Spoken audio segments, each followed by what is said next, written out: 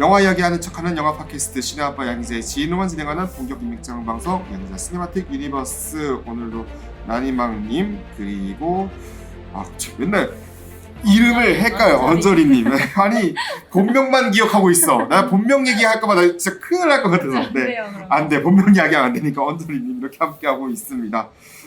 이번 시간은 틱틱붐이고요. 틱틱붐은 이번 아카데미 시상식에서 앤드류 가필드가 나무주연상 후보에 이름을 올렸고, 그리고 편집상 또 후보에 이름을 올렸습니다. 이 작품 어떤 작품인지 한번 소개 부탁드릴게요. 네, 일단 틱틱붐 이 영화는 뮤지컬 극작가 조나단 라슨의 실화를 바탕으로 한 이야기죠. 때는 1990년 뉴욕이고요. 30살의 생일을 며칠 앞둔 조나단이 그 30살이 되기 전까지 내가 무언가를 이뤄놔야 한다는 그런 조급함을 가지고 살아가요. 그 와중에 지난 8년 동안 준비했던 작품인 슈퍼비아의 작곡을 끝마치기 위해서 굉장히 열심히 매진하는 모습을 보여주는데요. 이 인생의 중요한 기회가 될 수도 있는 뮤지컬 워크숍을 앞두고 조나단에게 많은 일들이 찾아옵니다. 사랑하는 연인 수전이 뉴욕을 떠나서 새로운 곳에서의 삶을 계획하기도 하고, 함께 예술가를 꿈꾸던 친구 마이클이 꿈을 접고 경제적으로 조금 더 안정된 직장인으로서의 삶을 선택하기도 해요. 그래서 그 과정에서 조나단은 더 많은 심리적인 압박을 느끼기도 하는데, 그럼에도 이 자기가 지금까지 8년 동안 준비했던 작품을 끝마치기 위해서 굉장히 열심히 노력을 합니다. 근데 뜻처럼 잘 되지 않아요.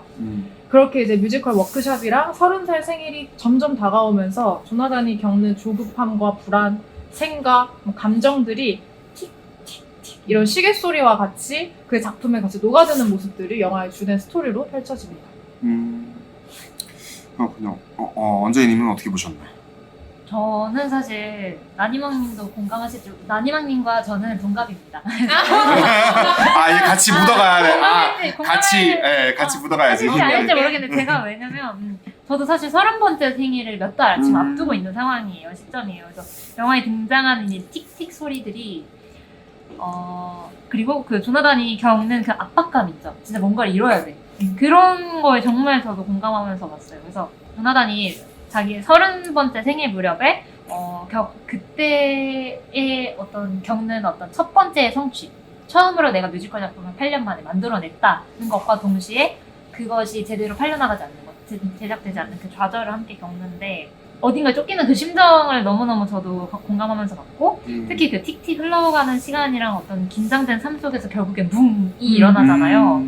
이 붐이 저는 결국 의미하는 게 어떤 탄생에 대한 소리일 수도 있지만 죽음에 대한 소리일 수도 있는 것 같아요. 사실 조나단의 삶 자체가 되게 삶과 죽음 어떤 경계에 있는 작가잖아요. 그래서 그런 걸 소리를 제목으로 잘 삼은 것도 있고, 그 조나단이 되게 유명한 작품이 렌트잖아요. 그렇죠. 렌트 대표작인데 개막 하루 전날에 사망한 것으로 많이 알려져 있는데, 그래서 그런지 영화가 계속 죽음이랑 생일, 탄생, 어떤 생일 이런 걸 계속 같이 가져가더라고요. 병존하는 것을 이렇게 계속 배치하는 거, 계속 교차해서 보여주는 방식이 너무 좋았고, 특히 마지막 곡 너무 좋았어요. 마지막 곡 너무 좋았고, 특히 마지막 곡 뭐였죠? Louder Than Was. 네, 이 마지막 곡의 마지막 멜로디 기억나세요? 생일 축하. 기억. 그걸로 맺어져요. 맞아요. 그거 되게 좋았어요. 굉장히 저는 이것도 굉장히 잘 담아냈다고 생각이 들어서 이런 것들이 잘 버무려진 영화라는 생각이 듭니다. 나니망님은 어떻게 보셨나요? 저는 언저리님이 저의 공감을 유도하시긴 했는데 저는 그 점이 제일 뭐라 그럴까, 저로 하여금 거리가 멀어지게끔 하는 장치였어요. 왜냐면 그랬구나. 자꾸 30살 생일에 너무 집착을 하는 거예요. 맞아. 나 이제 30살이 되기 전에 뭘 해야 돼? 30살이 되기 전에 뭘 해야 돼? 해내야 돼? 막 이런 거를 너무 강박처럼 가지고 있는데, 이게 시대 배경이 90년대니까 그럴 수는 있겠지만 그거는 충분히 감안하고 보지만 2022년에 사는 30 언저리를 살고 있는 저로서는 그죠? 30살이 뭐 그렇게까지 한 40 정도 돼야 되는데. 그래서 저는 나이가 나이는 그렇게 상관이 없다고 저는 삶을 그런 태도로 살고 있어서 그런지 30까지 뭘 해야 돼 이런 식의 발상이나 그런 삶의 태도들이 저에게 조금 되게 갑갑함을 줬어요. 약간 공식처럼 움직이는 그런 느낌이야. 네. 사람이. 그것도 그렇고 뭔가 막 자꾸 저도 되게 성취지향적인 삶을 살아오긴 했지만 기한을 잡아두고 하진 않았던 것 같아요. 지금 와서 보면 언제까지 뭘 해야 되고 언제까지 뭘 해야 되고 그런 사회적인 어느 정도의 그런 질서 같은 게 있잖아요. 순서. 맞아요. 오히려 그걸 되게 깨고 싶다는 생각을 많이 했으면 했지 그거에 맞춰서 스스로를 이렇게 메어가지고 살진 않았던 것 같은데 그게 되게 주여가지고 저는 이번 작품을 보는데 조금 힘들었어요. 그 사람이 주인공인 삶을 계속 봐야 하니까. 그리고 일단은 제가 뮤지컬 영화를 그렇게 좋아하지 않아서 뮤지컬 영화를 좋아하지 않아서 일단 보는 내내도 엄청 막 뭐라 그럴까 흥미롭게 보지는 못했고 그래서 몰입을- 오프닝 넘버부터 그게 안 됐을 것 같아. 이게 만약에 정말 오프닝 넘버는 정말 30살 그거를 그거에서 여러 가지 네. 정말 각도로 진짜 다각도에서 보여주잖아요 그거를 쇼트 넘어가면서 막 여기저기 네. 넘어가면서 그래서 조금 힘들었고요. 일단 제가 뮤지컬 영화를 좋아하지 않는 이유가 영화로 뮤지컬적인 그 감성을 만날 때 느끼는 이질감들이 저를 되게 불편하게 하나 봐요. 근데 그걸 이 작품에서도 되게 많이 느꼈거든요. 그래서 영화적 서사 안에서 되게 자연스럽게 노래를 부르는 거는 어떻게 괜찮을 수도 있을 것 같은데 저는 이게 되게 어설프게 뮤지컬식의 방식이 영화 안에 들어왔다고 좀 느껴져서 그런지 그게 약간 몰입감을 좀 해치는 게 저한테는 조금 있었어요. 이건 취향의 문제에 가까울 것 같은데 그런 부분이 조금 아쉬웠고 오히려 영화 끝나고 난 다음에 실제 조나단 라센이 틱틱풍 공연한 네. 영상을 네. 찾아봤는데 그건 너무 멋있는 거예요. 그러니까 나는 오히려 그걸 실제 그 작품을 봤으면 봤지 이걸 영화화한 거는 저한테는 감흥이 조금은 떨어지지 않았나 이런 생각이 일단은 좀 들었습니다. 이 틱틱붐이 좋았던 이유에 대해서 한번 생각해 볼게요. 어떤 게 좋으셨나요? 저 사실 이거 너무 저는 마지막 장면이 굉장히 좋았고 덜러것도 그랬지만 이것도 마지막 장면이 되게 좋았는데요. 조나단의 삶이 무대화 되었다는 거? 사실 이게 되게 자전적 뮤지컬 그 작품이 실제로 있었던 거고 그걸 영화한 거잖아요. 그래서 그걸 압축해서 보여주는 장면이라는 생각이 들어서 이때 이 무대를 바라보는 사람들이 그냥 우리가 알고 있는 그 제4의 벽에 있는 그런 관객들이 아니라 1인칭으로서의 자기 자신, 그러니까 조나단이 자기 자신을 보는 모습도 저는 있다고 생각을 했고 그리고 그와 직접적인 연결되는 어떤 2인칭의 주변인데 혹은 직접적인 연결은 이 작품 내에서 안 됐지만 그럼에도 불구하고 그 사람을 바라보고 있었던 어떤 3인칭의 그와 그녀들 뭐 이런 사람들이 있었다는 것 자체 그러니까 그들이 되게 그 조나단의 삶을 직접 막 웃으면서 혹은 막 눈물 지면서 바라본 그 시선의 이 자체가 저는 너무 따뜻하고 너무 좋더라고요. 그래서 그런 지점이 되게 좋았고 특히 마지막 곡에 있는 그 질문들의 나열 있죠. 그게 되게 좋았어요. 그래서 제가 그거를 자막을 다 쳐왔답니다. 그래서 말해보세요. 몇 개만 읽어보자면 사실 킬링 문장은 이거죠. 새장과 날개 어느 쪽을 택하겠어. 새들에게 물어봐고 이렇게 얘기를 하기도 하고 가장 사실 와닿았던 건 막 이건 것 같아요. 왜 우리는 연인과 함께할까? 서로 맞지 않는다는 걸 깨달았을 때도 왜 우리는 밤에 혼자 자느니 차라리 지옥에 뛰어들까? 그래서 지옥이 연인인가요? 지옥을 서로 맞지 않았을 때 서로 너무 서로가 힘들게 하는 그런 대화의 패턴들이나 서로가 그렇죠. 서로 관계 맺는 방식들이 너무나도 힘들다는 걸 알매도 불구하고 우리가 왜 다시 이 사람과 함께 내일을 살아나가고 내일 모레를 살아나가고 그런 걸 왜 택하는 걸까? 그 지점을 잘 보여주는 질문인 것 같고 그리고 막 그런 거 있잖아요. 왜 우리는 최선을 다해야 할까? 이대로도 그럭저럭 살만한데 이런 질문도 되게 질문들이 엄청 많은데 저한테 딱 와닿는 그런 현생에 되게 맞다는 네네네. 질문인가 봐요. 그랬어요. 그래서 그런 지점들. 그러니까 그런 마지막 장면이 보여주는 어떤 상징성도 있지만 이렇게 질문들을 던져주는 거, 카드 던지는 거 이런 게 좋았어요. 나이망님은 어떤 게 좋으셨나요? 저는 영화랑 사실 별개로 약간 사람들이 모여가지고 다 같이 노래를 부르거나 춤을 추거나 할 때 느끼는 감흥이 되게 큰 편이에요. 특히 무대에서 이제 관중을 앞에 두고 막 떨리는 마음을 막 부여잡고 같이 함께 목소리를 좀 더하기도 하고 몸짓을 만들어가는 그런 행위 자체에 대해서 엄청 큰 감동을 받는 편인데 그래서 그런지 제가 옛날에 무대를 되게 사랑했던 것 같고 공연을 좋아하지 않았나 이런 생각이 들기도 하면서 그런 모습들이 영화 내에 드러나는 장면들이 조금 있어서 그런 거를 볼 때 되게 좋다는 생각이 들었어요. 예전 생각도 나고 뭐 예를 들면 워크숍 준비하면서 연습실에 배우들이랑 쫙 모여가지고 대본 이거 펼쳐놓고 노래 부르면서 호흡 그렇죠. 맞춰보는 거 그런 것도 되게 좋았고 그 조나단이 실제 그 틱틱풍 공연을 하면서 무대 위에서 자기가 피아노 치면서 노래를 부르고 그 옆에 자기랑 오랫동안 함께 해온 동료 배우들이 목소리를 더해주고 그런 씬들이 저한테 되게 울림이 좀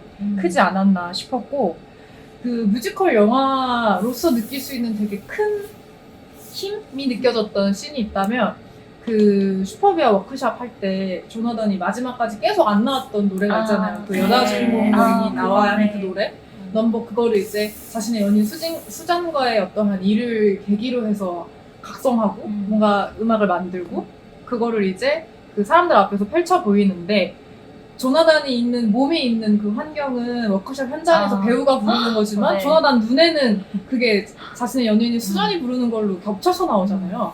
그러면서 이제 배우의 목소리랑 수잔의 목소리가 화음처럼 쌓아가는 그 장면이 그땐 되게 소름 돋았어요. 맞아요. 그래서 저런 감정은 작곡가만이 경험할 수 있는 특별한 순간이겠구나. 근데 그거를 영화적으로 되게 표현을 잘 해줬구나 라는 생각이 들어서 그 부분 되게 인상적으로 봤어요. 저도 그 장면 너무 좋았는데요. 그 장면은 사실 조나단이라는 그 뮤지컬을 만들고 있는 어떤 작곡가, 그 사람이 느끼는 그 지점을 묘사한 장면이라면 우리도 그럴 수 있잖아요, 나지막님. 우리는 글을 쓸 때 분명 어떤 이렇게 주어진 어떤 그 주제나 테마에 맞춰서 글을 쓰지만 그 글이 꼭 그것만을 나타내는 게 아닐 수 있잖아요. 우리 삶에서 어떤 사람과의 어떤 그게 이렇게 중첩되거나 이렇게 교차되는 경험이 저는 이 장면으로 잘 되게 저에게 엄청난 그 공감을 막 이렇게 불러일으킨 장면이라서 저도 그 장면 너무 좋았어요. 이번에 제가 이제 생각하면 결국은 이 작품이 편집상 후보에 결국은 올랐잖아요.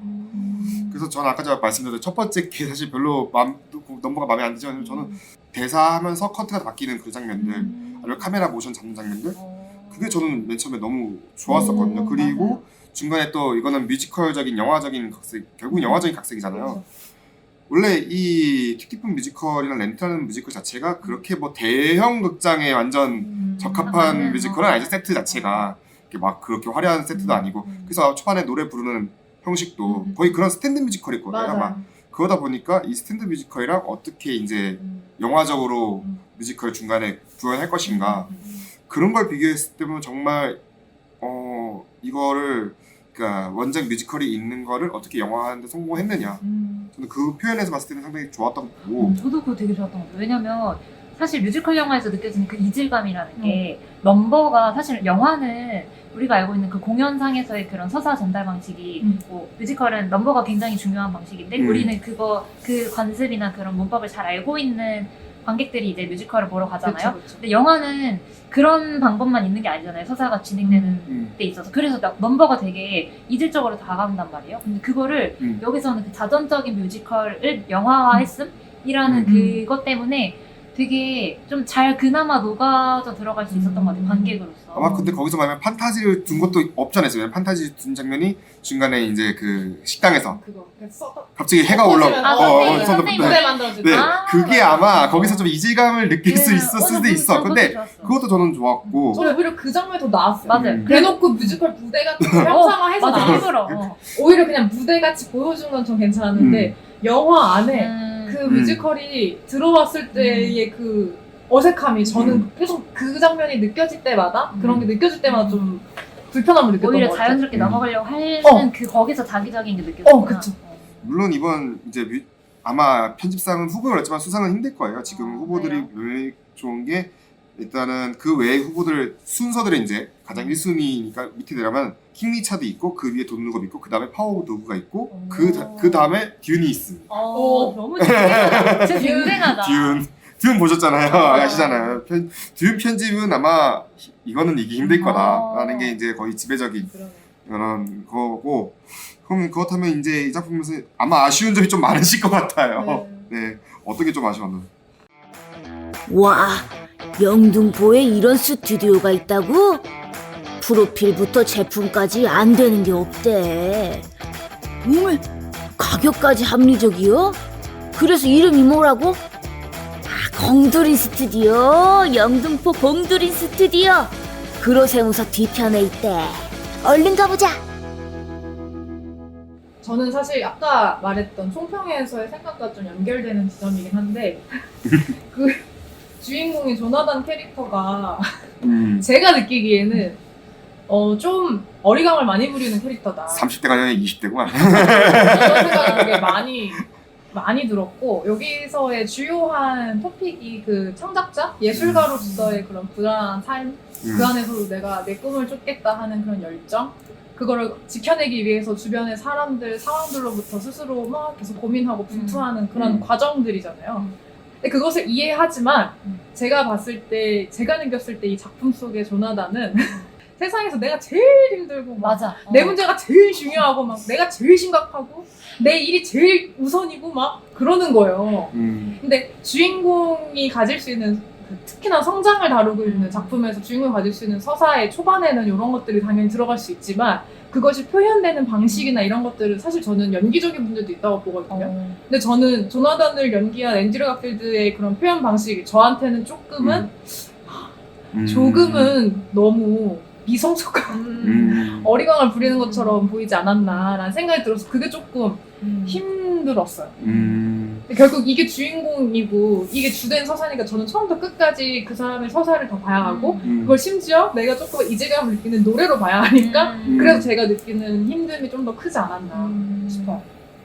어떤 게 조금 아쉬웠은 게 있으신가요? 저 너무 아까 중간에 크게 맞아 이러면서 너무 당황스러웠는데 저는 사실 앤드류 가필드 연기 자체는 잘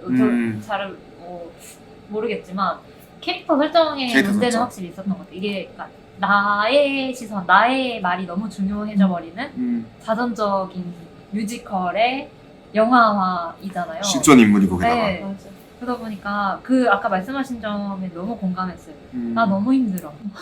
나 혼자 예술가야 뭐 이런 거 있잖아요. 그런 지점에 있어서는 조금 그러니까 예술을 바라보는 우리 어떤 시대적 분위기나 아니면 사회적 분위기가 좀 많이 달라졌잖아요. 옛날에는 예술하는 사람들 되게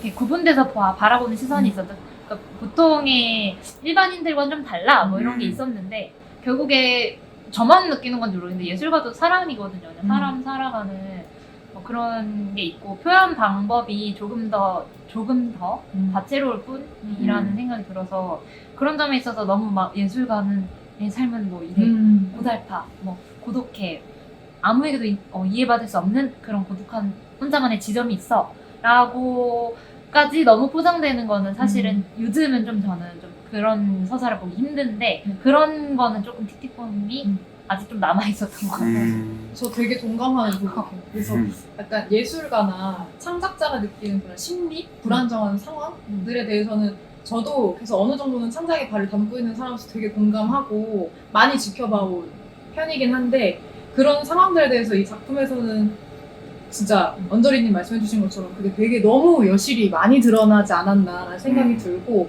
그냥 작품을 떠나서 그냥 지금 현 시대에서 바라봤을 때에도 뭔가 옛날에 소위 말해서 예술가는 가난하고 막 불안하지만 맞아요. 난 돈보다는 나의 신념. 꿈과 신념을 막 쫓아가는 예술가야. 예술가는 이래야지. 라는 그런 생각들이 사실 저는 되게 올드한 사고방식이라고 지금 와서는 느껴져요. 많은 분들이 그렇게 생각하실 수 있다고 생각이 드는데 그런 거에 있어서 좀 아쉬운 면들이 좀 많았죠. 그래서 이제는 뭔가 예술가로서 창작자로서 자기가 하고 있는 예술과 창작에 대한 다른 관점이 필요하지 않나 생각이 들기도 하고 추가로 뭔가 함께 살아간다는 거에 대한 관점 함께 살아가는 거에 있어서 내가 예술가, 창작자의 정체성을 가지고 무엇을 줄 수 있을지 무엇을 또 받을 수 있을지에 대해서 조금 더 교류하는 그런 가치관들이 조금 생기면 좋겠는데 예전의 그런 사고방식들은 거기서의 좀 단절들이 많이 있지 않았나 고립되고 약간 이거를 비하하는 표현이 있었잖아요. 홍대병이라든지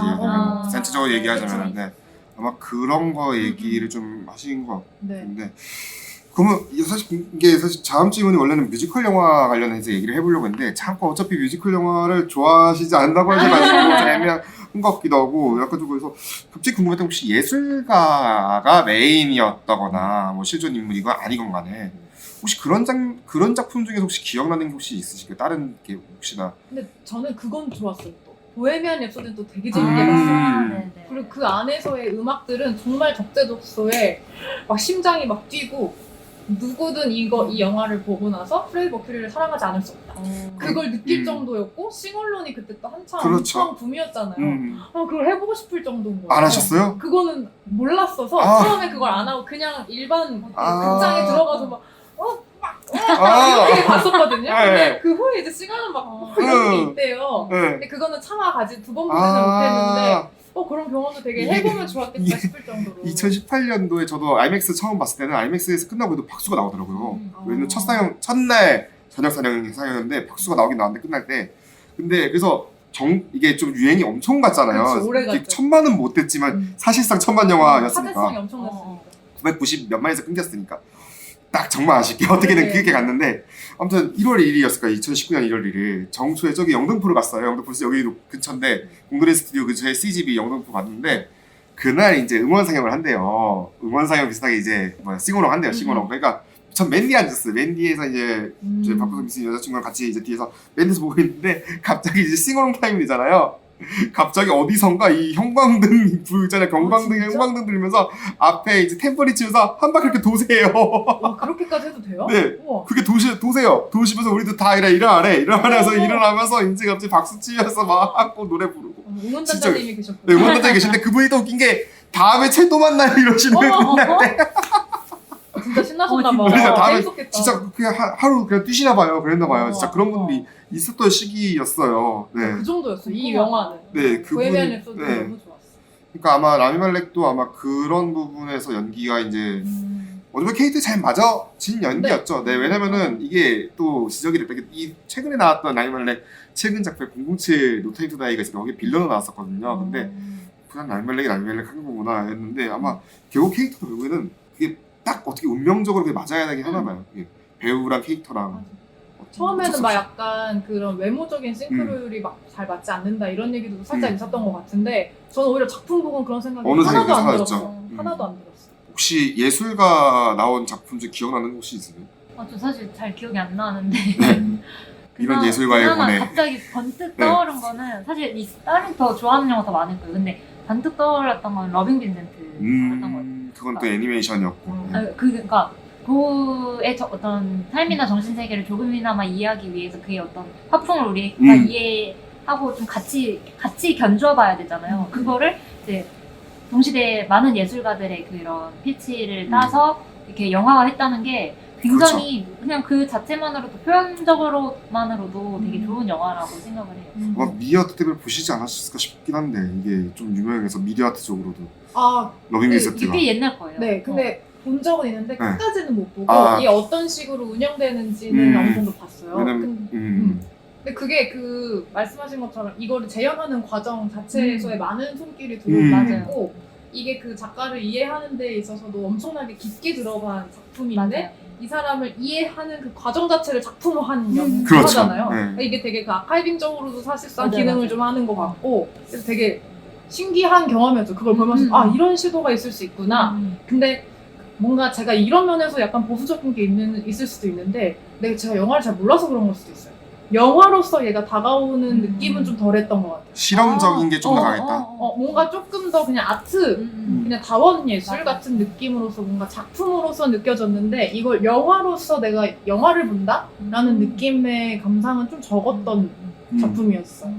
그러니까 아마 이야기 자체가 비교적 좀 그러니까 플롯이 맞아요. 단순하긴 했어요. 네, 맞아요. 어쩔 수 없이 단순하고 약간 불편한 장면도 분명히 없잖아 있었고 근데 그럼에도 불구하고 전 세계 그러니까 107명의 화가들이 아무튼간에 그거를 맞아요. 그려와서 몇만 점의 그걸 했다는 거는 자체가 일단은 시도는 자체는 아마 전무후무할 거예요. 맞아요. 이런 시도 때문에 아카데미에서도 후보에 이제 애니메이션 작품상 후보에 올랐었고 그렇게 된 작품이고 애니메이션. 네, 애니메이션이니까 이걸 뭐 그림 그리 하나를 결국은 애니메이션이 막 옛날에 작동됐던 방식이 그런 거잖아요. 아까 그려서 넘겨서 하는 거니까 애니메이션으로 분류가 되는 거고 그렇다면 이제 뮤지컬 영화에서 얘기를 안 하고 딴 건 넘어갈 거예요. 근데 왜냐면 이 감독 얘기를 잠깐 해야 되거든요. 이 틱틱부의 감독 이야기가 감독님이 린 마누엘 미란다라고 사실 아마 못 들어보신 분들도 많을 건데 이게 80년생인 분이 지금 정말 이 브로드웨이에서는 매우 핫해요. 예, 이런 말을 제가 직접 하는 게 좀 그럴 수도 있겠지만 이분이 이제 최근에 맨 처음 이제 했던 게 인더 하이츠라고 아. 이제 국내에서도 아마 공연이 됐었던 걸로 기억이 나고 그 다음에 나왔던 게 해밀턴이라고 네. 이 해밀턴이 디즈니 플러스에 있긴 한데 국내에 아직 자막 서비스가 안 되어 있어. 이게 너무 웃긴 게 영어 자막이나 그것밖에 없어. 국내자 번역을 무슨 못하고 있는 건지 어떤 연유인지 모르겠는데 이게 못 보고 있는 게 어떤 작품이냐면은 정말 미국의 초대 재무장관이 알렉산더 해밀턴 얘기 담았는데 요거를 백인들이 안 나와요. 그러면요? 다 인종 그냥 바꿨어요? 인종을 싹 다 바꾼 거예요. 그러면서 그러니까 유색 인물로 다 그냥 구색을 딱 한 거예요. 정말. 그래서 역사 속 재미없는 인물임에도 그걸 재평가하게 됐고 브로드웨이다운 그런 유쾌함을 보여줬다.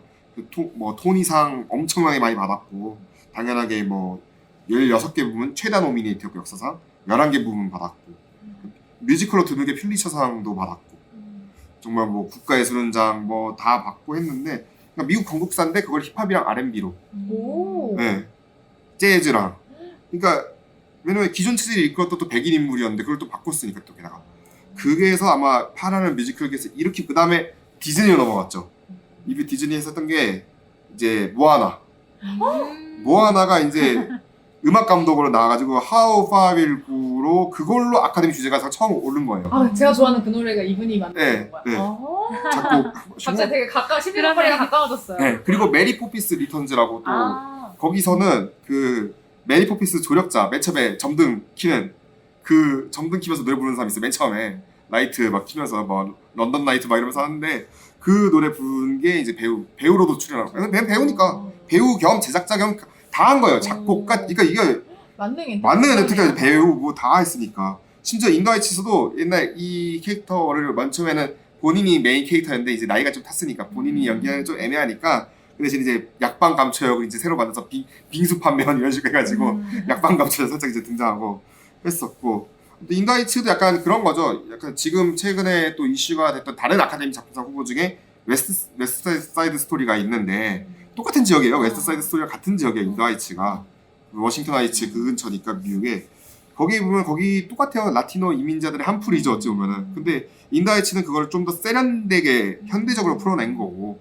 그러니까 워낙 이제 올드하다 평가를 받았던 작품이었으니까 이전 작품이 근데 인더하이츠 자체는 뮤지컬이 그렇게 영화화하면서 그렇게까지 막 특출나다라는 건 없었는데 거기도 이제 출연을 했고 이제 그거는 연출 참고로 스텝업 시리즈 연출했던 존추 감독이 메가폰을 잡았어요. 이 존추 감독이 아마 유명했던 게 크레이지 리치 아시안이라고 아, 네. 그거 연출하셨던 감독이에요.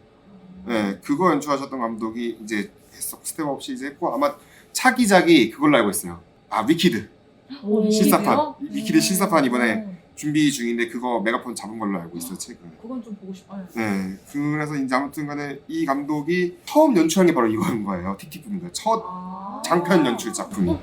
네, 그러니까 정말 별 시도를 다한 진짜 뮤지컬 연출 출연부터 시작해서 이제 영화 감독까지 다 요즘은 지금 할리우드를 또 이끌어가는 할리우드뿐만 아니라 이제 두 곳이네요. 서쪽과 미국 서쪽과 동쪽인데 따지면은 할리우드와 브로드웨이를 다 이끌고 있는 정말 다재다능한 인물인데 아무튼간에 아마 엔칸토를 보셨다고 들었거든요. 네.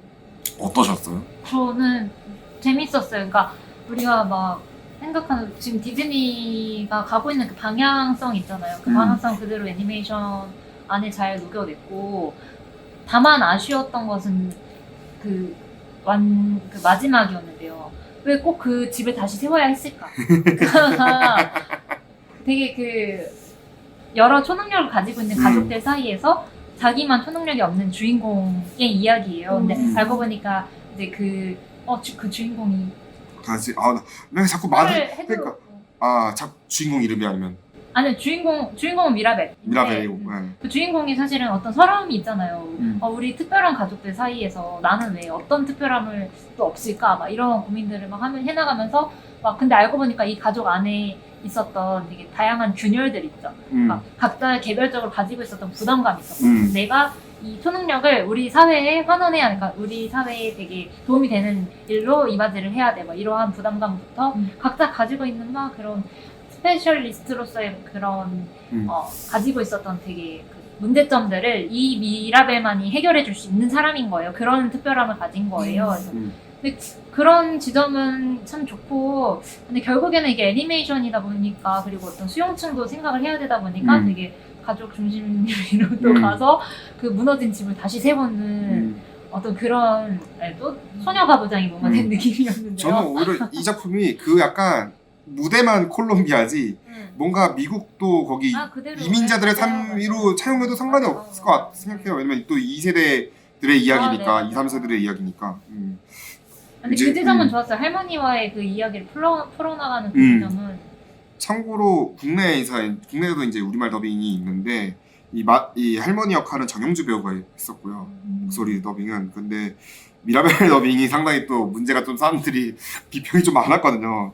함현지 씨가 했는데 네, 그래서 좀 약간 이슈가 좀 있었던 걸로 제가 알고 있고. 매칭이 안 되네요. 그러니까 매칭이 안 그래서 아무튼 이 작품 보면서 이제 또 그거 많이 이제 다른 자매들 얘기를 또 많이 하시더라고요. 거기 막 네. 사진적이에요, 굉장히. 특히 루이사 역할, 네. 특히 루이사 역할 보면서 공감하시는 분들이 상당히 또 많다고. 그리고 또 그 노래가 또 좋지 않아요? 루이사 혼자 이제 부르는 노래 네, 있잖아요. 맞아요, 좋아요. 막 힙합 버전이고요. 그런 것도 있었고. 가사도 좋고요. K 장르를 의미한 갑자기 서영준 기자 껴들었어요. 맞아요. 잘 계셨어요? 공부가 나와서 떠들었습니다. 아무튼간에 뮤지컬 이야기 혹시 이 작품 그래도 나는 그래도 재밌게 봤다. 인상 깊게 본 작품은 레미제라블. 음. 진짜 재밌게 봤어요. 그것은 그냥 뮤지컬 영화 이런 인식 자체도 없었고 그냥 작품 자체로서의 노래드는 그게 너무 울림이 커가지고 거기 나온 넘버들은 그 당시 보고 난 직후에 엄청 찾아서 들었던 기억이 있어요. 그 중에서도 약간 판티니 불렀던 노래도 되게 좋았고 저는 NSOA가 노래 그렇게 잘하는지 몰랐어요. 맞아요. 정말 깜짝 놀랐고 그 막 머리 막 밀고 처절하게 울면서 불렀던 씬이었던 것 같은데 그것도 되게 기억에 남고 저는 에포닌이 부른 넘버도 되게 좋았어요. 에포닌 그대로잖아요, 뮤지컬이라고. 영화랑. 맞아 그랬던 것 같은데 그래서 그렇게 넘버들이 되게 인상적이었고 그게 그 작품 서사 안에서도 되게 잘 녹여들어져서 이 영화는 굉장히 재밌게 봤던 기억이 있어요. 이게 이 작품의 포인트가 그거였던 거죠. 결국엔 송스루 뮤지컬이었고 일단은 네, 기분 맞아요. 그렇기 때문에 송스루이기 때문에 아까 그게 좀 덜할 수도 있어요. 이질감이 그런 것 같아요. 애초에 만약에 대사 치다가 갑자기 노래 부르고 그거보다는 좀 낫잖아요. 차라리 처음부터 노래를 차라리 그게 더 깔끔하다 느낄 수도 있고 게다가 라이브 레코딩이었거든. 전혀 좀 드문 당시는 지금 후시 녹음 시대인데 라이브 레코딩으로 고수해가지고 라이브 레코딩으로만 쭉 한 거예요. 배우들이 진짜 힘들었겠네요. 네, 진짜 배우도 빡세게 했을 거예요. 그러니까 아마 신부 캐릭터가 아마 원조 장발장으로 알고 있었는데 제가 알기로는 원조로 장발장 했던 배우가 이제 정관예우식으로 이제 카메오 출연하거나 그러니까 뮤지컬에서 했던 사람들이 그렇죠. 다시 거기 조연들로 나왔어요. 그런 사례가 좋았는데 뮤지컬에서 주연했던 사람. 그러니까 이 톰 호퍼 감독이 참 그래서 그 작품은 정말 연출 잘했는데 하필 후속편이 또 얘기하기 귀찮다. 하필 캐치여가지고 최근작이 안타깝다. 그 정도 매우 안타깝다. 요즘 OCN에서 많이 해주더라고요. 우리 채연은 OCN에서 엄청 많이 해줘 캐치. 근데 처음 봤을 때 있어요. 안 좋았던 인상 진짜 나 뮤지컬 영화 어지간하면 진짜 좋게 보는데 그거는 못 참겠다 싶었던 게 있어요. 캐치는 아무튼 그렇습니다. 뭐 뮤지컬 여행이 여기 정도 하면은 뭐 오늘 티켓붐은 딱 요 정도 선에서 이야기하면 될 것 같고 다음 시간은요 크루엘라 마지막 두 분과 함께하는 마지막 크루엘라로 인사드리도록 하겠습니다. 청취해주신 여러분 감사합니다.